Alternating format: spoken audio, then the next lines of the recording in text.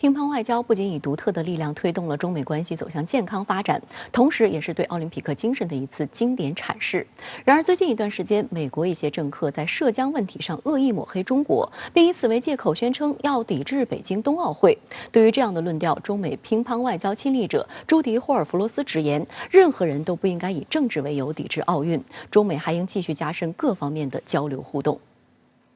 当地时间周二，美国国务院发言人普莱斯暗示，美国考虑联合盟友共同抵制北京冬奥会。此番表态引发国际社会高度关注。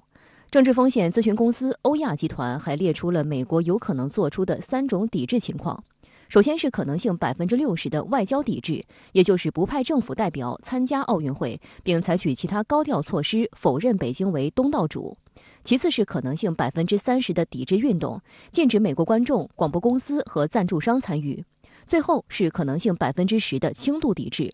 这种情况下不会出现正式的抵制，但将出现有关奥运会的温和政。不过就在第二天，美国国务院与白宫相继迅速辟谣，称美国总统和政府并未考虑抵制2022年冬奥会。Our position on the 2022 Olympics has not changed. We have not discussed and are not discussing any joint boycott with allies and partners. We, of course, consult closely with allies and partners at all levels to define our common concerns and establish a shared approach, but there's no discussion underway of a change in our plans regarding the Beijing Olympics from the United States point of view. 有观察指，美方主动释放消息，然后又闪速澄清，只不过是为了在与中方讨价还价中寻找更多筹码。近来，中美关系敏感之际，美军航母、军舰不断在南海、台海高调现身。美参院还联署厚达280多页的所谓2021年战略竞争法草案，意在动员所有战略、经济和外交工具抗衡中国。历史上，抵制这种体育盛事，一个方面是有损于国际体育赛事，有损于这种各国的体育文化的交流，同时呢，也会损害到当事国的两国的关系，那么对其他国家不利，对美国也不利。他的这些盟友，即使在美国提出这样的要求，也未必会答应美国的这种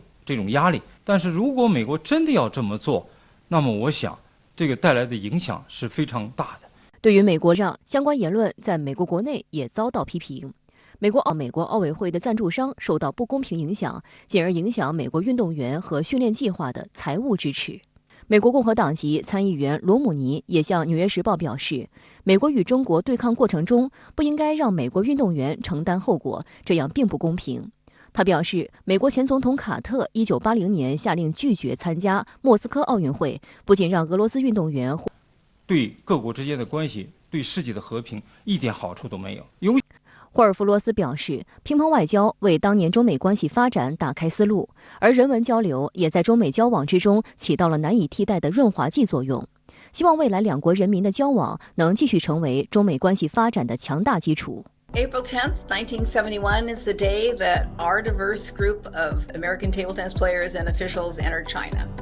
We were 7 players and 8 officials and spouses, played exhibition matches in 3 cities, Beijing, Shanghai, and Guangzhou,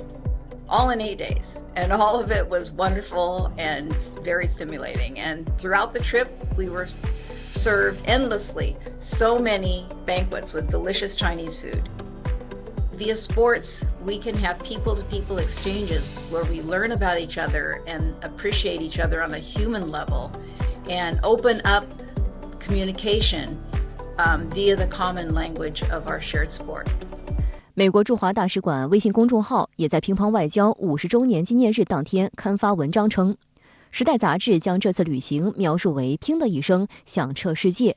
文末还播出了一段对朱迪·霍尔弗罗斯以及康尼·史维利斯的采访视频。史维利斯也是1971年访华的美国乒乓球队员。One of the other things that I have very fond memories of is when they took us to the Great Wall of China. And of course, we could walk on the top, and it was wider than I ever thought. One of the highlights of my trip was when we were taken to the Great Hall of the People in Beijing, and we got to meet Premier Zhou Enlai, and I was able to shake his hand along personally. I believe if we can have more people-to-people exchanges through sports, but not only sports, culture, and education, it helps to break down barriers between countries. 美国海军网站日前发布的照片显示，中国海军航母辽宁舰上周日与美国海军的一艘驱逐舰近距离接触。据悉，该美军驱逐舰3月27号从日本港口横须贺出发，径直前往东海，针对性明显。此外，美军发布消息称，包括罗斯福航母在内的2个战斗群近日也在南海组成编队，开展联合作战演练。辽宁舰与美舰海上近距离接触到底意味着什么？美军为何近期在中国周边海域动作频频？来看看报道。美军公布的照片图注显示，该照片于4月4号拍摄于菲律宾海，图中2名军官分别是军舰指挥官罗伯特·布里格斯中校与理查德·斯莱中校。帽子上的 CO 是英文舰长的缩写 ，XO 是副舰长的缩写。他们正在阿利伯克级导弹驱逐舰马斯廷号的驾驶室里监测水面接触情况。由照片可见，并排航行的马斯廷号导弹驱逐舰与中国海军航母辽宁舰的距离并不算远，甚至可以从美军的视角看清辽宁舰舷号及其甲板上的舰载机。据悉，马斯廷号隶属于第71特遣部队第15驱逐舰中队，这是美国海军最大的驱逐舰中队，也是美国第7舰队的主要水面部队。美军公布这种照片其实就是自我标榜，就显示自己的海军依然一切尽在掌握。另一边呢，它预算又非常的紧缺人力非常紧张这个备件等等保障非常难做而且呢还要受到新冠疫情的严重影响。其实这个就是为了对他现在捉襟见肘的一个情况进行的一个找补进行的一个舆论上的操弄和宣传而已4月5号，中国海军新闻发言人高秀成海军大校介绍，日前中国海军组织辽宁舰航母编队在台湾周边海域进行训练，这是根据年度工作计划组织的例行性训练，旨在检验部队训练成效，有利于提高维护国家主权、安全、发展利益的能力。今后，中国海军仍将按计划常态组织类似演训活动。根据日本防卫省统合幕僚监部发布的信息，辽宁舰航母编队是在3号穿越宫古海峡前出西太平洋的，第2天就与美军舰艇在菲律宾海相遇，显然已经完成了对台湾东部海域的穿航。另据南海战略态势感知计划平台指出，根据船舶自动识别系统信号，4月3号0时左右，马斯廷号舰艇就出现在了东海长江口附近海域，并一路向南。该舰3月27号从驻日美军横须贺基地出发，径直前往东海，针对性明显。而美日近日在东海还有联合防空战斗训练。日本航空自卫队称，两军8号在九州以西的东海上空实施了联合防空战斗训练，目的是为了强化日美同盟的威慑力和应对力。日本方面，新田原基地的4架 F-15战机和筑城基地的4架 F-2战机参加了训练，美军则出动了海军陆战队的2架 F-35B 隐形战机，以及空军的4架 F-15战机、1架E-3空中预警机、2架 KC-135空中加油机。日媒认为，美日此举意在制约中国。日本首相菅义伟将于下周访美。有评论认为，日本近期在美国搭建的抗中同盟圈中上蹿下跳，表现很积极，在涉港、涉疆和台湾问题等中国内政问题上说3道4。4月5号，中国国务委员兼外交部长王毅在同日本外相茂木敏充通电话时，直言不讳地告诫日方不要把手伸得太长。除了在东海，美军还曝光了日前进入南海的罗斯福号航母战斗群和马金岛号2栖戒备大队的动态。最新消息显示，这2个舰艇战斗群在南海组成编队，开展联合作战演练。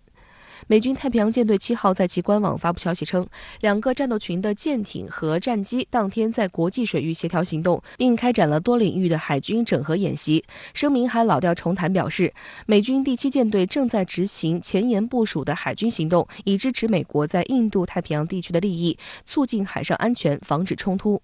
据南海战略态势感知计划平台在4号发布的消息，美海军罗斯福号航母战斗群当天上午由马六甲海峡进入南海活动。除了罗斯福号航母，还包括拉萨尔号驱逐舰、邦克山号巡洋舰。南海战略态势感知计划平台称，这是罗斯福号航母本年度第3次进入南海活动。罗斯福号航母战斗群随后于6号至7号与马来西亚皇家空军在南海举行演习，这是两国在2021年的首次双边演习。7号夜至8号凌晨，美海军马金岛号2栖戒备大队也从印度洋金马六甲海峡进入南海。该大队主要包括马金岛号2栖攻击舰和圣迭戈号2栖船务运输舰。2栖远征打击群，那它是主要是强调一个2栖作战，它不仅是要针对于这个岛屿主要是针对于各种岛屿进行这个打击作战，还要进行夺岛作战、登岛作战，就是用这个部队专门的这种部队进行所谓的这个打击和夺岛这种作战模拟，去对你进行威慑，就威胁你吓唬你、讹诈你这个是一贯的美国对于其他国家进行的这种军事上的挑衅和威胁这是他一贯的套路。对于有关国家派遣军舰到南海开展行动，中国国防部发言人任国强大校曾表示，当前在地区国家的共同努力下，南海局势总体稳定，根本不存在所谓航行自由问题。地区国家和国际社会都看得很清楚，南海面临的风险主要来自域外。我们希望有关国家多为维护地区和平稳定做出建设性贡献，而不要无事生非，制造麻烦。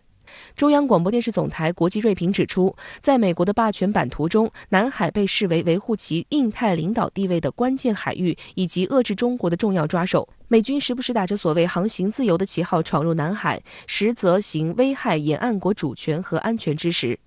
据统计，2020年美国军舰穿越南海多达10次。拜登政府执政3个月，不仅派遣航母战斗群3次闯入南海，还拉帮结派，纠集盟友到南海滋事，意图对中国施压，大力推进所谓的印太战略。南海不是维系美国霸权的竞技场，不因炮舰横行，剑拔弩张。美国的搅局破坏不了地区国家推进和平发展的决心与努力，阻挡不了南海成为和平、友谊、合作之海。历史终将证明，谁只是匆匆过客，谁才是真正的主人。据《华盛顿邮报》报道，美国气候特使克里下周访华。那您觉得中美之间能不能写下新的气候外交佳话？气候外交这个词呢，挺新鲜。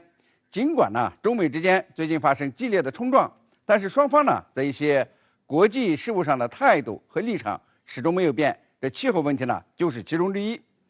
这是两国为数不多的利益可能重叠的领域。加上呢，前国务卿克里在与中国交往的时候比较温和，与中国领导人和外交界的这个私人关系呢都比较好，也曾经呢公开的说，这中国领导人能力强。这个有过良好的合作，这呢给人很多想象的空间。那么对重启这个中美气候谈判和改善关系呢带来了积极的信号。也有人认为呢，这气候外交可能呢像乒乓外交一样，能够起到润滑剂的作用，使得中美关系从对抗走向谈判。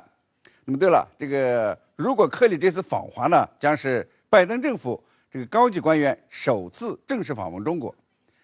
但能不能传出气候外交的佳话，还有待时间来观察。即便呢，中美在气候问题上能够合作，能够谈出一些成果，能不能用气候外交来形容呢，还是为时过早。只有呢，当中美关系进入不冲突、不对抗、相互尊重、合作共赢的境地，那么气候外交这个词呢，才能够用出来，用得上。美军在中国周边兴风作浪，一会儿闯南海，一会儿和日本联合军演。美国参议院还在准备2021年战略竞争法案，以全面对抗中国。那您觉得拜登政府对华战略究竟是什么？拜登政府对华战略现在呢已经显示出了轮廓，我概括为4句话：用人权化妆，用经济要挟，用科技限制，用军事威慑。最近呢，美国连续在人权问题上做文章。干预新疆、香港、台湾问题，以人权呢来抹黑和污蔑中国，那试图呢就要用共同的这个价值观来拉帮结派，形成对中国的这个包围态势。但是呢，这只是花装术。美国本身的人权记录就是够糟糕的，其目的呢主要是呢要在经济上要挟中国，希望呢从中国赚钱，为其庞大的基础设施改造计划呢买单。那么拜登政府呢在科技领域呢也继续沿用特朗普的招数，就是呢要限制技术出口，以保持呢美国在科技上的领先地位。军事呢是美国的另外一个优势领域，这个世界最强，所以呢这个美军便在中国的周边区域兴风作浪，一会儿这个航母闯南海，一会儿呢和日本联合军演，一会儿呢也要加大在印太地区的军事开支，以保持这个美军的绝对优势。那么所有这一切呢，都是要保证拜登呢在任期内不要让中国超越，这个美国呢要做长期的老大。其实呀，中国对老大呢不感兴趣，对超越美国呢也是不感兴趣。那么感兴趣的呢是不断的超越自我，解决人民日益增长的美好生活需要和不平衡、不充分的发展之间的矛盾。我认为呢，这个美国想与中国全面竞争，与中国呀全面的对抗，恐怕是一厢情愿，或者说呢是鱼龙炮弹。中美呢是不可能全面对抗的，这是呢如何均衡竞争和合作的问题。不然呢，也就不会有克里呢专程来中国讨论气候问题这件事儿了。好的，也谢谢陈先生跟我们共同在线分享您的观点，谢谢。美国国务院发布新版的所谓与台湾官员互动准则后，民进党当局挟美自重的盲目乐观情绪再次升温。解放军军机周日上午2度进入台湾附近空域，而在周六，解放军飞行员这段回呛发布广播驱离台军的录音，更是成为两岸热议话题。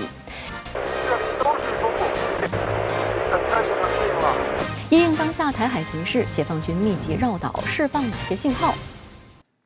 美国国务院周五发布新版所谓与台湾官员互动准则，比旧版有所放松，但比蓬佩奥临走时叫嚣取消一切限制有所节制。美方还重申将遵守一个中国原则和中美3个联合公报。面对美方涉台小动作不断，中方听其言更要观其行。舆论指出，美方一旦突破一中红线，中方必定发起前所未有的反制。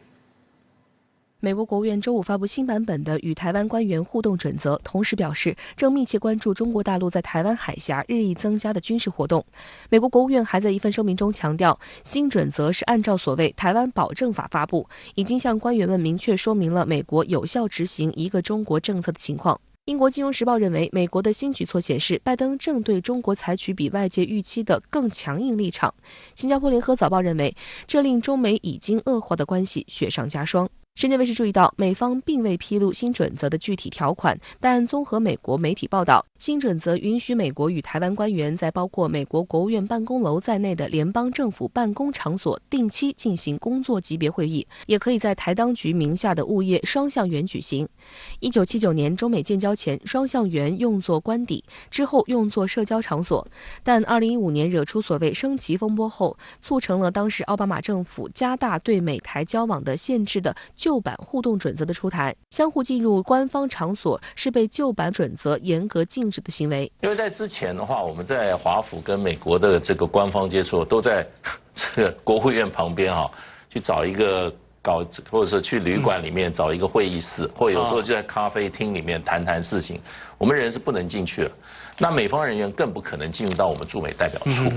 2008年至2012年间，担任台当局在美联络人的袁建生曾进入美国国务院大楼，但美方的安排非常低调，外界几乎不知情。但在特朗普时期，美国政府开始疯狂打台湾牌。2020年，时任台当局在美联络人的高硕泰在卸任前被美方高调邀请进入国务院办公楼，并与负责东亚和太平洋事务助理国务卿史迪威会面。媒体大肆炒作，史上最烂国务卿蓬佩奥卸任前还废除了旧版准则，宣布取消与台湾官方联系的一切限制。但有美国国务院官员抱怨，这反而给事务官员带来更大的困扰，因为他们很明白自己不可能为所欲为地破坏中美关系，但又不清楚美国政府的底线在哪里。布林肯上台后，事务官员们强烈呼吁制定新准则。分析指出，布林肯有恢复旧准则和制定新准则2个选项，但恢复旧准则将被视为向中国政府投降，因此他选择在旧准则的基础上进一步，但在蓬佩奥的基础上退一步。相关的一些问题呢，其实早就在美台交往的过程当中这个进行操作了，无非呢就是他没有把它抬到明面上来，只是在这个台下鸭子划水式的进行这个运作，同时呢不做大肆的这个宣传渲染。那么这一次通过相关规则的这个调整修改其实就是进一步的提升了跟这个台湾当局的这种互动。按照美国方面的说法就是他们依然没有突破一个中国的这个政策，但是呢很明显这样的一个做法是在这个加大打台湾牌的力度，是在通过这种方式来逐步的这个往前推动，逐步这个挑衅中美关系的底线。这种做法应该说是非常危险的。新准则从技术上设定了一些硬性的安全护栏，包括美国官员与台当局人员接触时不得摆放有台湾主权意涵的旗帜等物品，并且禁止美国官员参加台当局举办的具有主权意涵的庆祝活动。一名匿名的美国官员透露，美国国务院不希望看到可能令一个中国政策复杂化的事，因而设下护栏，但栏杆的间距比此前要大得多。美国它在这个交往准则里面设了一些限制，应该是希望能够尽量的深化跟我们这边的非官方的关系，同时不要去刺激到北京当局。它都在一个一中政策的大屋顶底下，所以呢，这些都是小惠而已啦，只不过让台湾当做一个要反中抗中的一个旗帜啊。值得注意的是，美国国安会中国事务资深主任罗森伯格近日在著名智库布鲁金斯学会的一场活动上声称，拜登政府将在某些有弹性的领域与盟友合作，包括在美国本身的一个中国政策范畴内促进美国与台湾之间的关系。罗森伯格还建议将把台湾纳入美日印澳4国机制作为跳板，并在此基础上扩展台湾的国际空间。但有观察指出，现在胆敢不断打台湾牌的，实际上就只有美国一家而已。其他国家要是这么做，无异于外交自杀。罗森伯格所提到的这个相关的一个问题呢，凸显出来民主党的这样的一种所谓价值观牌的这样的一种这个作用。那么在这个基础之上呢，这个搞所谓的4国联盟，然后呢加大打台湾牌的这种力度，改变打台湾牌的方式来牵制中国的崛起等等。我想这些方面的一些做法呢，一方面表达出来美国对于自己解决国内问题的一种无奈，另外一方面呢，也希望通过这个制造假想敌，通过外部这样的一个矛盾的这个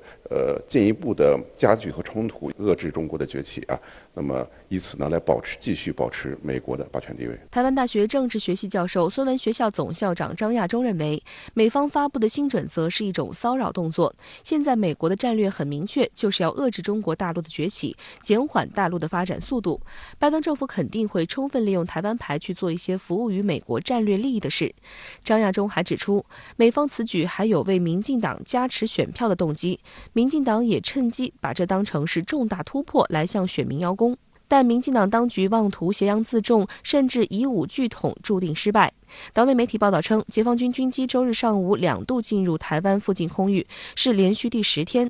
台军本月广播驱离记录共计40次。2021年以来，解放军军机累计进入台湾附近空域85天，台军广播驱离记录共计250次。你已进入我空域，影响我飞航安全，立即回转脱离。这里都是中国。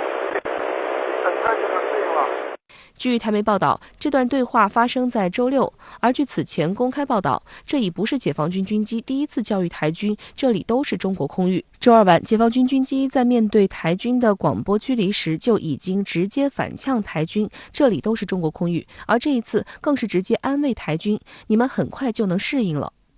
环球时报周日的评论就指出，大陆军机绕台和飞越海峡中线的数量规模和对台湾本岛的贴近程度都可以调整加码。另外，相信解放军已经做好了派战机飞越台湾岛上空的充分准备，在美台勾连升级的情况下，这一行动随时可以祭出，那将强烈震撼民进党当局和整个台湾社会，给美国保卫台湾的模糊承诺一记沉重打击，让美台外交勾连的成果化为乌有。随着美台实施交往新准则，大陆的加压程序也应相应启动。魔高一尺，道高一丈，也就是这个台独挑衅这个